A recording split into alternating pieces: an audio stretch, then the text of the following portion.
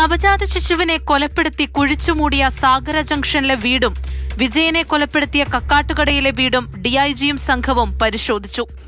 നിധീഷും കൊല്ലപ്പെട്ട വിജയനും ചേർന്ന് ശ്വാസം മുട്ടിച്ച് കൊലപ്പെടുത്തിയ നവജാത ശിശുവിന്റെ മൃതദേഹാവശിഷ്ടങ്ങൾ എവിടെയെന്ന് കണ്ടെത്താൻ കഴിയാത്ത സാഹചര്യത്തിലാണ് എറണാകുളം റേഞ്ച് ഡിഐജി പുട്ടാ വിമലാദിത്യ കുറ്റകൃത്യം നടന്ന സ്ഥലങ്ങൾ നേരിട്ടെത്തി പരിശോധിച്ചത്.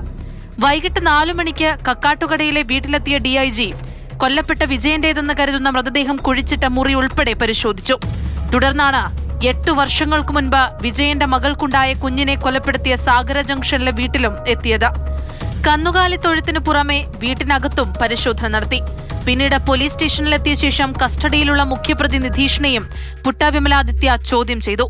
കന്നുകാലിക്കൂട്ടിൽ കുഴിച്ചിട്ട ജഡം സ്ഥലം വിറ്റപ്പോൾ പുറത്തെടുത്ത് കത്തിച്ചു കളഞ്ഞുവെന്നും ബാക്കി അവശിഷ്ടങ്ങൾ പുഴയിലൊഴുക്കിയെന്നുമാണ് പ്രതി മുൻപ് നൽകിയ മൊഴി. എന്നാൽ ഈ മൊഴി പൂർണ്ണമായും പോലീസ് വിശ്വസിച്ചിട്ടില്ലെന്നാണ് സൂചന.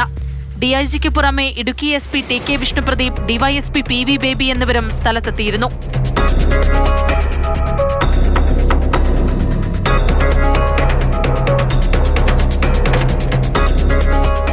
മാതൃഭൂമി ന്യൂസ്, കുമളി.